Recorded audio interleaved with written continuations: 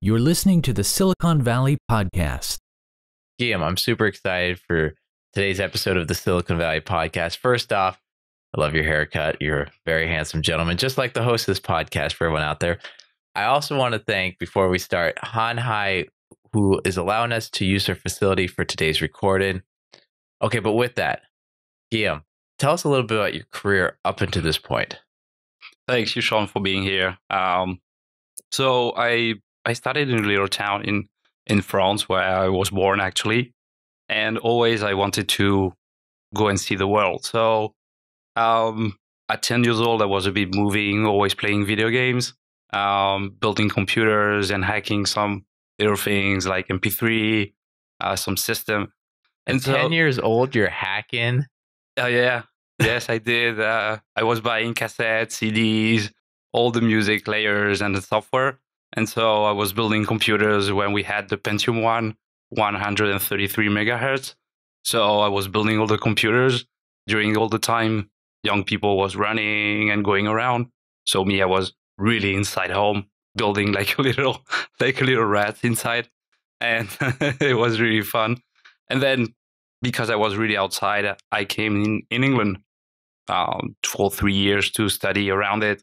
And then I kept going and moving on, because it was really fun playing video games, the electronic system, and how really was built the electronic world back in the 90s, 80s. So from that, I wanted to see all the layers of the different aspects of how we build a company. So I started to do a bachelor degree in accounting management, where I studied the account, and then international trade, which is very funny to see how in the world we exchange different things like merchandising, product, and we send it from other places. So it was really interesting to see how everything moves, how companies was built, and see different sectors from that.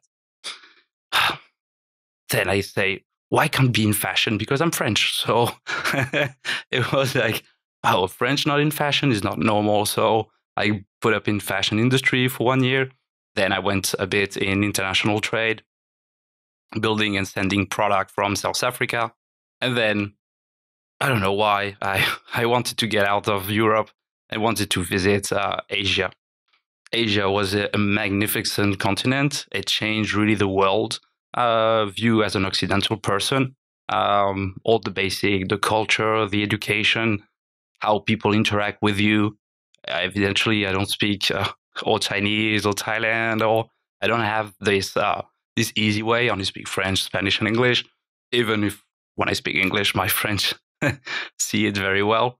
But I got over there trying to do a lot of things, visualizing manufacturing, doing outsourcing, financial platforms, and building some products for me. So that was really the whole point of my career, touching everything in every system, going see every sectors. So yeah, it was really how I started to build, and we need to touch everything before really getting hands into a company. And then, I don't know why, got a bit like saying, oh, I've seen Asia, I've seen everything around it, and let's go to the United States. I was going back and forth because my family was going to New York already a lot. So I was going to New York, to Florida. I was with my Samsung Galaxy S5 long time ago, and we had 16 gigabytes of memory. I was, what? My memory is full? Everything is dead? So I was like, well, no, this can't be full with 16 gigabytes of RAM. And the screen started to jump up with, your cloud is full too. So my cloud is full, my memory of phone is full. So what I can do?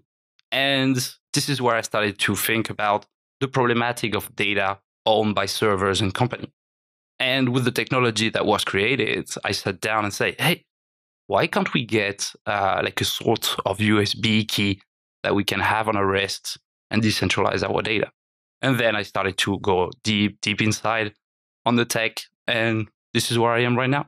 So Guillaume, you've had this amazing career with supply chain, Asia, fashion, Europe, US.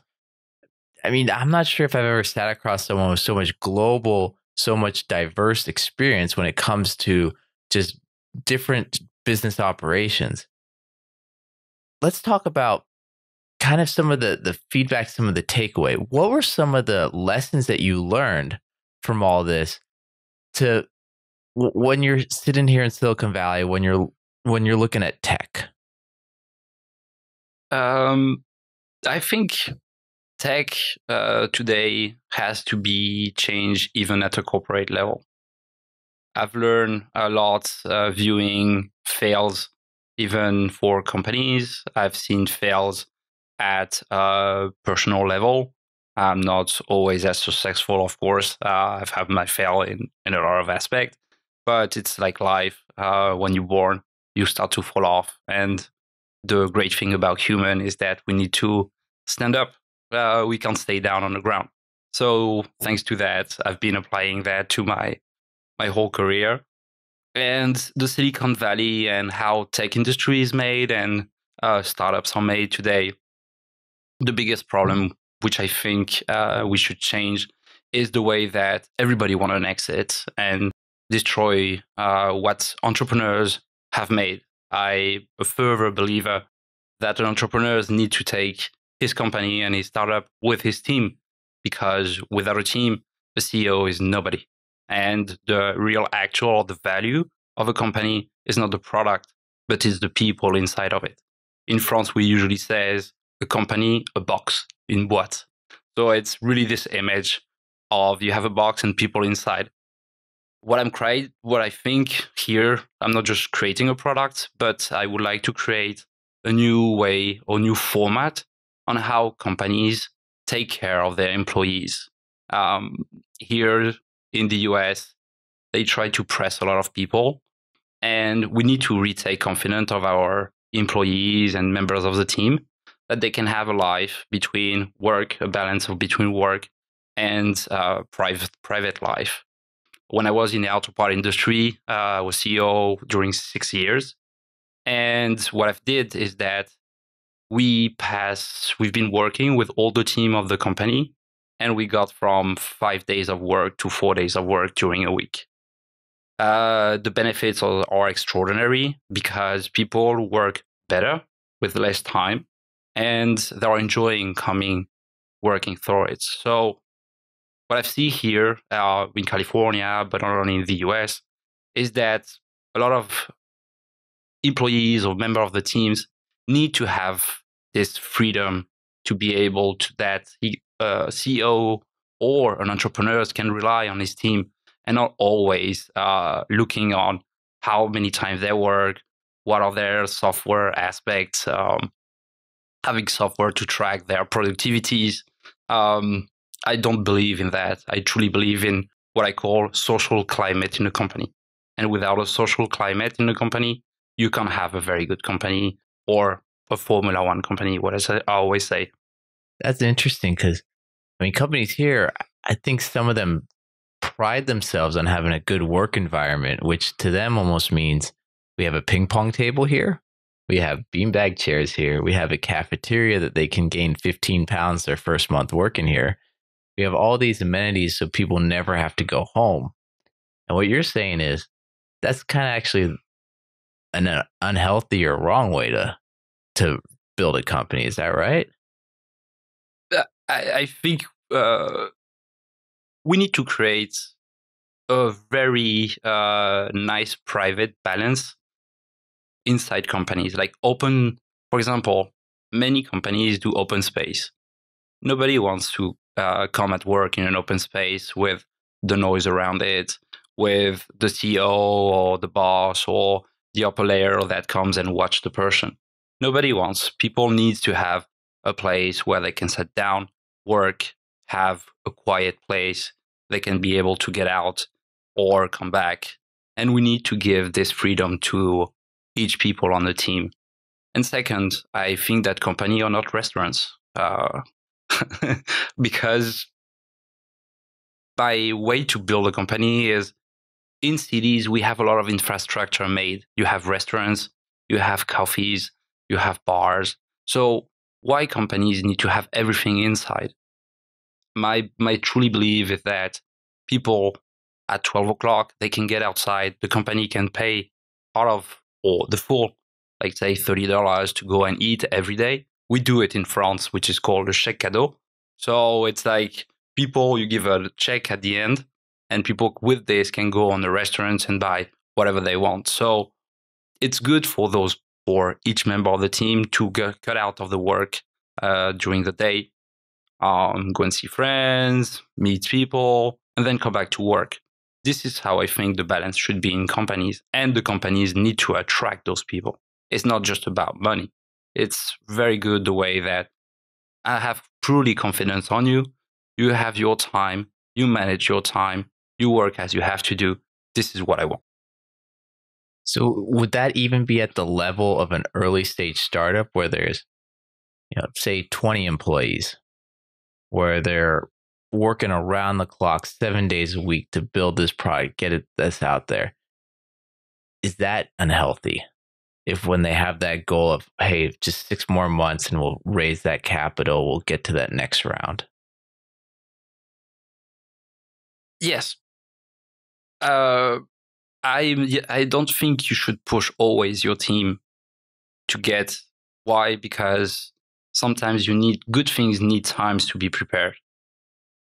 So when you have a team around and you fix deadlines to have been funded or have your objective as an entrepreneur, you need to understand that all the objectives are not easily reachable at the time you want. In my particularity, with my team, very small team, we can't always touch the deadline because there is so many uncertainties every time we take a lead or an action or we have a decision. We don't have the structure of biggest company. So the way to do it is really making this relation between each one of them on the team and say, okay, this is what we want. This is where we want to go. What do we need? And if we have 1 week or 2 week times, doesn't matter of delay. It's not going to change everything. The most important is that the product and the team works well to build something great. And that's the only, for me, subject and matters. How important, and this is a topic that just came up on a recent interview, leadership and communication when building your company? Leadership, you have to always work more than your member of the team. And then you have to show them the way. I describe always entrepreneurs like Rome. And I always describe a team like the Praetorian Guard, which this is how I really define it. Around the entrepreneurs, you need to build a Praetorian Guard. Those are the people that surround the entrepreneurs to build and create the decision to be able to make what you want to do. Then through that, you build down layer and then you grow up your company. So the most important way is that without your surrounding team, that you have a very confidence on it, you won't be able to make decision or you won't be able to drive your company and your team. That's the most important. So when you have to rely on each one of them, you have to spend time with them, you have to exchange personal experience, professional experience, and you have to create this social climate, which is like a team. A team always win together. There is no individual. I don't believe that entrepreneurs can only do everything. It's the team that does everything. It's like a football match or like a tennis. Well, tennis is individual, but when you play two, of course, or you need always a person around you to suffer. And it's how always been. All the great stories and great companies, even the most successful entrepreneurs and CEOs, is always well surrounded. That's for me the key features. And most entrepreneurs forget that you need to surround you very well and really pace those strategy. Therefore, you can leverage in the moment and time you need to do it. That is the strongest part of it. Fantastic information about the importance of team leadership. As your company is growing, maybe you'll want to start sourcing from overseas or overseas distribution. You've had experience setting up operations in Asia. What are your thoughts currently about everything in the news with supply chain and everything that's going on? 15 years ago, I was in Asia, going around Fujian, Dongguan, Guizhou, Shenzhen, going to see all type of industry, from the electronic industry, pharmaceutical, high metal industry for boats, cars.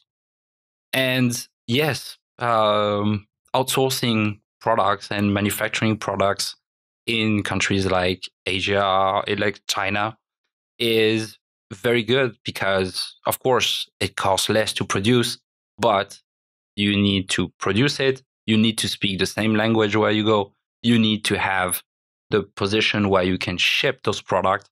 So even if it's less price in Asia, in China, Taiwan, all those outsourcing countries, it's still, I think, an enormous cost. Because when you send a product, you have Incoterms. Incoterms are built by the international trade, where you exchange or you pass the, how do you say it? Sorry for my French. The charges or the responsibility of the product, when whose responsibility will be if your product falls in the water or arrive to the port or arrive to another place. So you still have to pay insurance through that. You still have to pay ports. You still have to pay so many things that added to your final cost when the products arrive. And then you can't have the control really on your supply chain. The only way to do it is to produce in your own country. So how come, I mean, I understand when this all started years ago, there was such a difference in the cost of labor. And now over time that cost is getting less and less. When do you think companies will start looking to manufacture back in their home country, or not so much overseas manufacturing? They're already starting. The American government has put up some acts to be able to produce chipsets here in the United States. So it's already starting because they've seen that they don't have control on the supply chain today. So the best way to do it is to produce today. And it's happening right now. And the future is producing in-home. I'm a fever believer that the United States has an incredible potential. It has all the materials to create. But sometimes people don't want to buy a product 20 or 10 or 30% more than a product that they want. And the corporation needs benefits to be able to give to their actual order as well. So adding all those benefits that are in it leads to today everybody's crying because there's the problem of supply chain. And it wasn't this problem in the 80s, and the problem wasn't like this in the 90s, and it wasn't this problem in 2000. It's just a problem right now with all the problems that happens in the world. War, international trade problems, intellectual property around it. All those leads to enormous problems on that. How long does it take, do you think, for the mindset of people? Because, I mean, even right now, Silicon Valley, early stage companies, they're thinking about getting their prototypes built overseas. They're thinking about the manufacturing, visiting warehouses, manufacturers overseas. When do you think a company should actually start looking to develop products in-house, develop products here locally in Silicon Valley or in the Bay Area or in the US versus going overseas? Is there a certain time in their life, or a certain number of orders, or when? Since the beginning. You need to construct your product in-house. In our company, we don't develop any product outside. And it should be like this. You as an entrepreneur create a product. You're a bit like God. So you need to start really create all your software from the ground, because at the end, it's your technology. At the end, it's your value. At the end is what you're going to do or show to the market, that you have a product special, that you can control from the ground to up your product. So for an entrepreneur or CEO or someone that wants to try to start a startup, you need to find a full stack engineer. Find the engineerings around. In the US, you have everything. You have all those people that are just asking for an entrepreneur to say, hey, let's build the product from the ground. Let's do a pure product that is the company. And all those entrepreneurs that don't do that and take like other formats or other third-party apps or development, they arrive in a point that they don't have control on their product. So when they have updates, they need to spend time on what they have put in the updates, what happens to this third-party development. And if you develop outside, there's always the problem of culture. It's difficult to speak American to an Asian. There is a very enormous gap in the culture around that. And the response to a problem gives you 24 hours of response. If you have your proper team with you, when you wake up in the morning, you have all your engineerings around and say, this is the problem. And it's already solved in a day. With an outsourcing outside, it will take you 24, 48, and no control in the technology. And that's an enormous advantage and problem for a lot of people. The no control in your technology. I mean, that's something that comes up here all the time with, they stole our IP, they copied our product. Well, first off, can you tell our audience a little bit about your background experience in intellectual property? And then I'd kind of like to hear your thoughts and concerns, or just your thoughts of how so many early stage companies spend so much of their money on patents, and that right on day one. Kind of, what are your thoughts? Should they spend all that on day one or wait, or what's a better way to look at patents as a founder of a company? I've started to enter in the world of patent when I started to build my patent. I arrived to talk with an IP lawyer, and we started to discuss. I'm always very interesting about everything, and by just passion, I started to go in the intellectual property and get inside an organization called the Intellectual Property Organization in Washington, D.C. Intellectual property has always been in the United States, one of the most important things. During the First and Second World War, the United States brought all the brains here in the United States to develop technology. And by developing technology and protecting your own technology gives you an enormous steps right in front of everybody. Does it keep you secure to be copied? No, because you can be copied.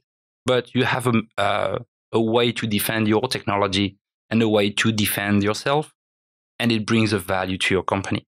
So entrepreneurs that spend a lot of time and money in IP, it's good.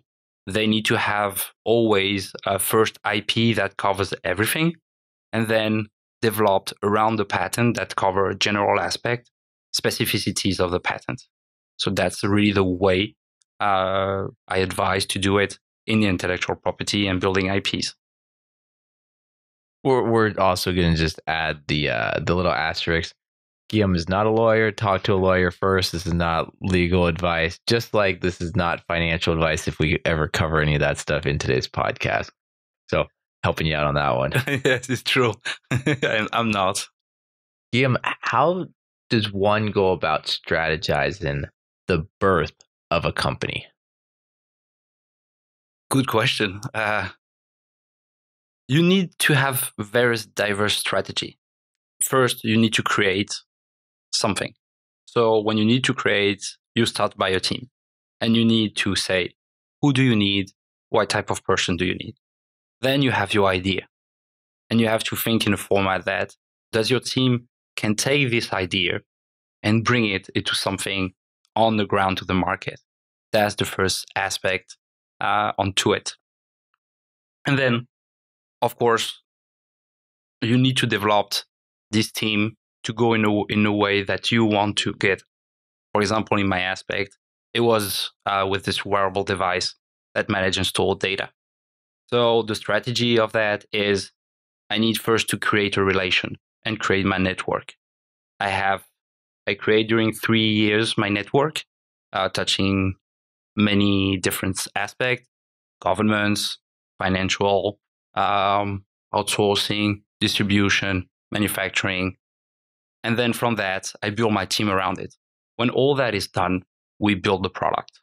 And then when the product is built, is where I want to go, who I do want to touch. So I started to make my connection from the B2B. I did the connection from the B2G. And then same too, I started to show to consumers what I was creating. So from that, I give back, I take back their feedback and bring the strategy up to the ground. So it depends. Strategy, it goes everywhere. As I always say, all the roads goes to Rome. So there is not a perfect strategy. You have to own your strategy, which is the most important. Now, you had mentioned B2B and B2G. So for our listeners, business to business or business to government. How difficult, I'm not sure if I should say difficult, but different is it working, trying to sell product to a business versus trying to sell product to the government, especially as an early stage company, or working with those two, especially as an early stage company? The business side, you need to have very close relation to all the business and understand what are their problems today. To get access to the business, you have more business than government. So you need to go and knock at the door to all the businesses to be able to insert your product. The government is different. They have a way to do it. They have a regulation where you need to talk. There is someone you need to touch. So it's very different, the view or the strategy when you have to get a government or when you have to get a business. The governments always want to keep the technology control. The business not. You're selling more product to a business. A government, you're really selling something that is, let's say, custom made for them. And when you have that done, you need to create this relation with the government because they don't take a product that is produced outside. So when you get access to the government, you need to understand that you'll be a bit blocked if you want them to sell to other people. So it depends on the strategy, how you want to get in touch. B2B is extraordinary. There is so much people on the B2B side, on the business side. And on the government, you have to find the right person that makes the right decision. That's the only way. Interesting. I mean, I'd like to learn more about the sales cycle. I'd like to learn more if it's if you need a special salesperson for one versus the other. I'm not sure how much you could dive into that, but I guess how did you even know that B2G, business to government, was kind of a fit for your product or what you're working on? The government has the same problem as a consumer or as a business. They all have a server in their house or in their place. Well, before we go too deep, are you okay with sharing a little bit what you're working on? Because just saying a server, it's kind of ambiguous. Yes, I can deep dive a bit and explain. I won't be able to be too technical because we want to open the product a bit later on. But I can explain just a bit about it. So for our audience, they are in stealth mode. So this is a special interview for everyone. So don't share what you're not comfortable. So I designed a mini server that you can wear on your wrist. The product itself decentralizes your data from servers. You don't need anymore to have a cloud or a place where you put all your personal data into servers. And as a lot of people knows, major hacks comes from the inside and authorization from the employees. They, as I explained before, the government has sensitive information into servers, so they need to decentralize it. So it's the same aspect as the government. When it comes at home or when it works, he needs to do the same like everybody. So what really does my product and will be done our own mini servers is really decentralized data. So no more hacking. So you have many files like financial statement, due diligence contract, very sensitive data that needs to get out of the whole system. And doing that, they are totally secure. So the decentralization, disconnecting from what the whole servers are made, this is the key for privacy. And that's why the government is as interested as businesses with the type of product that I'm building. So the product that you're building, we could pivot away from it because I do know that you're in stealth mode. I'm wondering about the design of the hardware itself or the software. Where's the security the biggest issue with companies now? Software, hardware, or because cybersecurity, network security, the zero trust network is discussed a lot, especially with the work from home phenomenon. So I'm curious about your insights. There is no 100% secure methodology or aspect. The only, I'm from the 80s, 90s generation. So when we had a computer, we didn't have internet. So when you don't have internet, you don't have virus, you don't have any sort of connection. So the only way you need, when tomorrow you'll be able to work, is to work decentralized and not connected. That's the only issues, the only way to be able to really be secure on your work. So if people has Zoom, all those technology that are built today to be able to work at home, they are not secure. Absolutely not. It's an enormous issue. They have all the biggest companies have security breaches and security issues. And this is due to two factors. First, the software, because they usually use software that are already pre-developed with third-party apps using AWS. And so like all cloud are connected, everything is touched. When you have everything connected, it's very easy that a virus or someone interns in a software can go everywhere. And second, the hardware level is the key for the software to run. So if you have a hardware that is not as secure as the software, the whole system is compromised.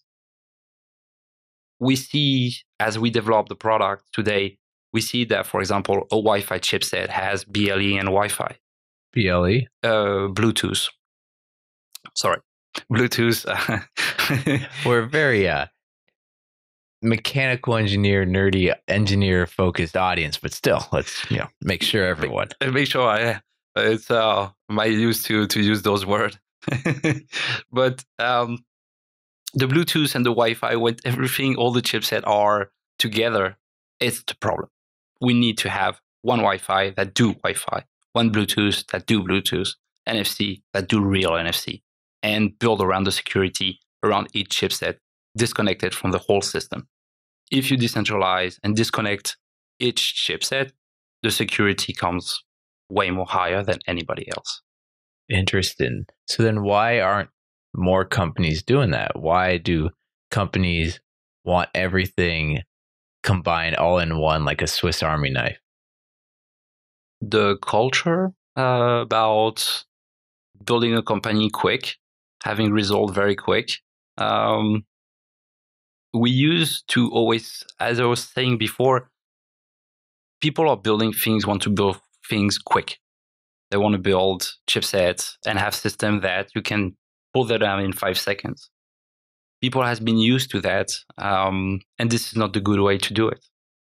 So in my particular product, we build everything from the ground. It takes time. It takes financial. You don't get to your milestones as it has to do. But if you want to build something quick and easy, sure.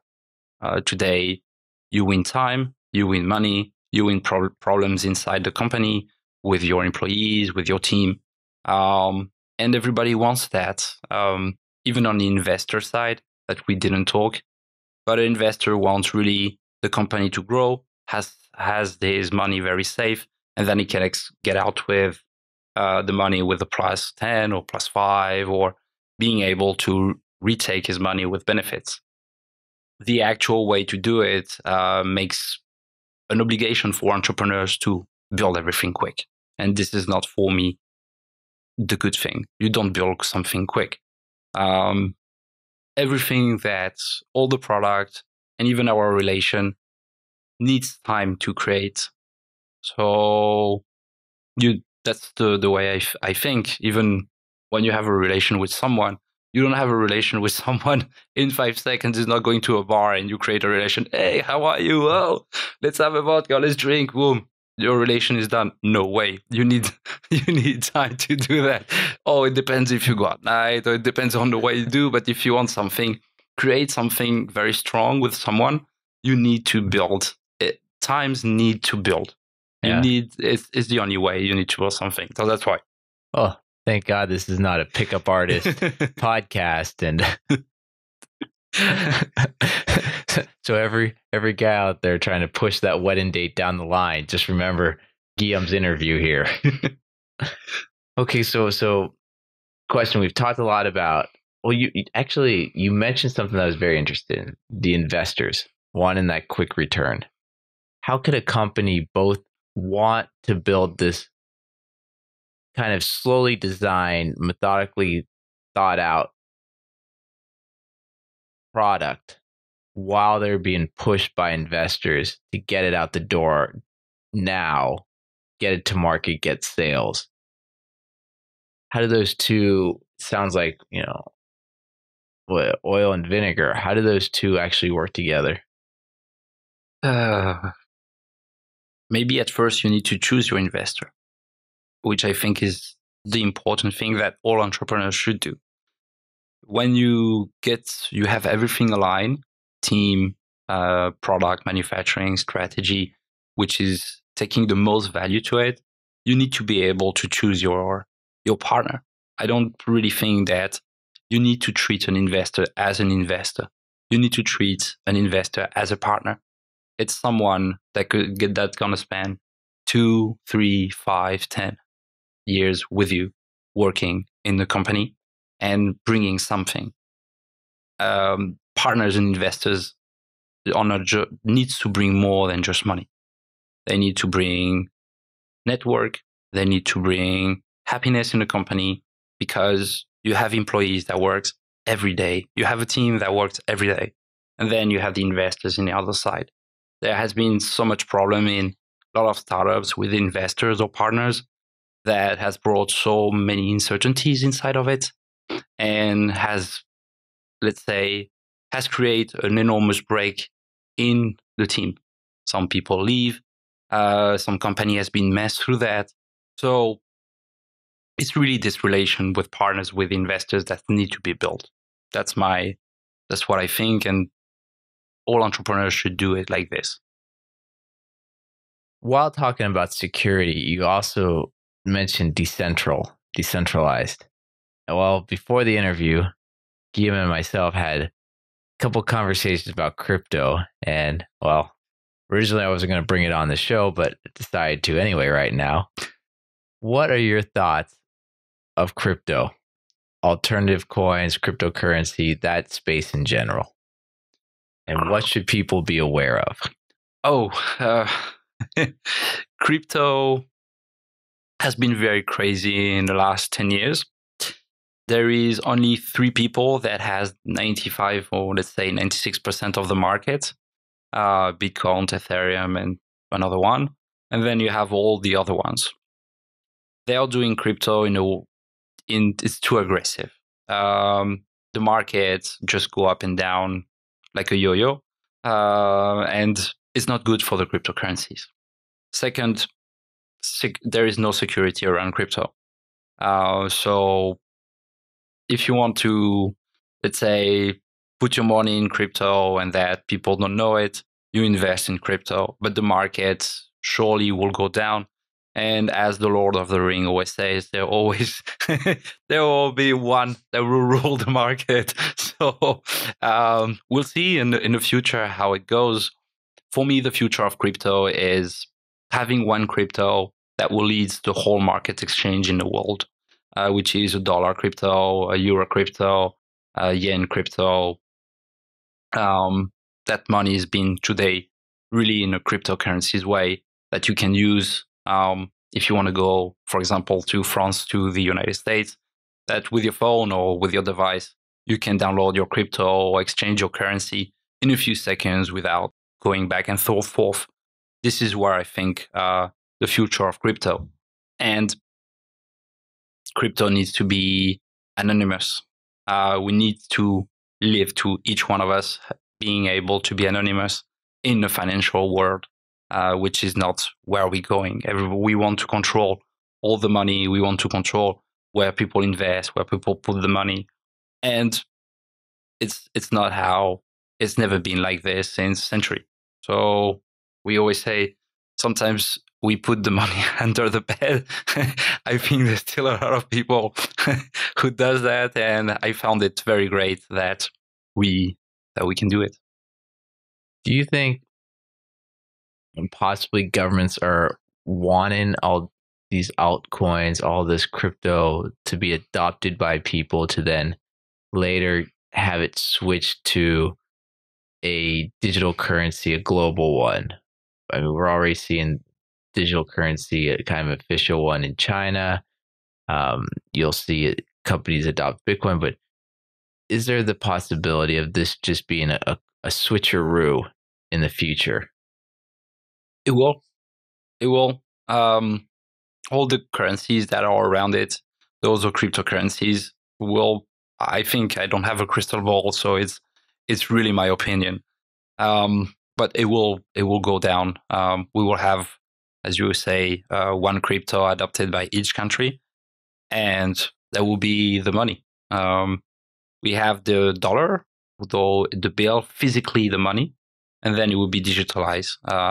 It's just a matter of time, but they doing in a way that it's not really good being made. We need to make a currency that doesn't have so much value, that can goes up and down like Bitcoin. It needs to be pretty stable. And then that all money can be exchanged, as we can exchange currency today very easily. You go to the airport, you change it, and you can change your money. But the currency, the cryptocurrencies will do it without you giving the passport.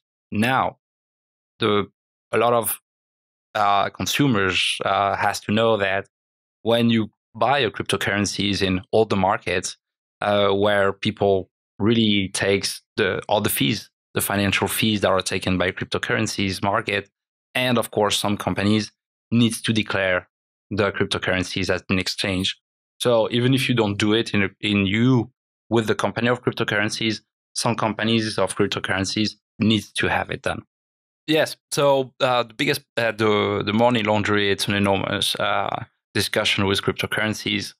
And if you see all the owners of cryptocurrencies, they all have their account in Cayman or Malta or other platform offshore. So never forget, cryptocurrency is digitalized, and you exchange your cryptocurrencies with your money of the bank. So when you buy cryptocurrencies, you take real dollar from your bank account that you transform into digitalization. This crypto, then this money is thrown out into platform offshore. And personally, I don't buy cryptocurrencies, and I will never buy it because it's not secure, and you have no insurance that tomorrow you will get back your proper money. And there is many examples today that you can see. People has lost $15,000, $100,000 just because they bought up to 60,000 the Bitcoin, and then boom, nothing more, and that's the end. Cryptocurrencies is the golden money to be able to buy anything. Sometimes I usually go sometimes on the dark net. So you want to buy anything. Yeah, you can find it there. You can buy anything. Yeah. You can buy everything you buy with cryptocurrencies. You don't buy it with dollars. That's the cryptocurrencies. That's the whole game of it. Buy something that nobody knows. That's why we come back with with the type of product I'm building, and people buy privacy. People want privacy at every level, personal level, financial level, Nobody wants their proper life in a financial or private life being sent to the internet or being seen with everybody. It's always been like this. People, there is a French expression, pretty funny, that says, I'm going to try to traduce it in English, but it says, vivons heureux, vivons cachés, which means if you want to live happy, live hidden. Really? Yeah. Live hidden. Okay. How come? Because when you living in a house or when people always take a look at you. So, when you get out, oh, look the neighbors, what they do, and the best way that you want your privacy, it's in your house. And if you're at your house and nobody knows where you are, you have the most private life that you can have. If you are in the middle of the sea, but nobody knows where you are, you will be totally private and relaxed with your margarita or surfing or relaxing like in mangas, as you see in movies or things like this. But it's the privacy, and it's always been private at all levels. So, Guillaume, what can we expect from you and your company in the next few years? A lot of things. I'm here to really break the market, disrupt the market in the data, in servers, in future technology, new products. It's been so many years in the market that we don't see new products. So many years that we didn't have the chance to have a product that will really gives back control on the data. So the future will be privacy. The future will be retake data for each consumers. I will create a phone. We will develop a new servers. We will develop a whole new system where the consumers with this information will be the center point, and not anymore the servers like Microsoft are investing enormous amount in putting servers in water, having spent so much energy, electricity to have servers running 24 hours. Like when you sleep, if you take a look before sleeping to your application, you should one day look how many times your update application are made per day. It's really crazy. What you get at night before sleeping or before snoring, it depends on when you are. You just take a look at your phone and you see the updates of all your application, and it's really it's crazy or astonished how those companies, Google, Apple, which I call the big five, like in South Africa, the big fives are the lion, the elephant. It's in South Africa, it's very well known, big five. How many updates, how many information, how many programs they insert inside your phone to know what you do. When you go to Instagram, you say, "Oh, that looks nice." You go to the website, and then, "Oh, whoa!" You type on Google your what you have seen, and suddenly in the search bar you have exactly what you've been looking 10 seconds ago. And the future of what we're building is that this will never happen again. People need to be free. People need to choose where they want. People need to have their privacy. So we're going to build something new and very exciting. That's true. It's fantastic. And Guillaume, if anyone wants to find out more information about you, what you're working on, what's the best way to go about doing it? You can go up to the website, go to the LinkedIn profile, connect with me. Very happy to share what we're doing. We'll be able to show a bit more on it. So website, LinkedIn profile, or discuss with you to have my email, and then you can write to me. All right. Is the website up yet or not? Not. The website will be up in 2 months. Okay. So we will update everyone in the show notes when it does come live. In the meantime, maybe LinkedIn is the only way? Correct. LinkedIn, the only way, yes. All right. We'll have, if it's okay with Guillaume, we'll have his LinkedIn in the show notes. But for everyone out there, I guess stay tuned for 2 months from the release of this episode. You're going to see possibly some world-changing technology. But with that, I want to thank Hanhai again for allowing us to use their facility for the recording. I want to also thank our audience. Please go on any of the podcast platforms, YouTube, any of the social media channels we're on, and we're on pretty much all of them. Give us a good review, share our content, and it encourages us to create more content in the future. And if you're an entrepreneur out there and your company's ready for an exit, ready to get acquired, when I'm not doing the podcast, I'm a mid-market investment banker focused on mergers, acquisition, growth capital, and secondaries. Please connect with me on thesiliconvalleypodcast.com. My LinkedIn is Sean Flynn, investment banker. So I look forward to having a conversation. And with that, Guillaume, thank you for your time this week on the Silicon Valley Podcast. Thank you, Sean.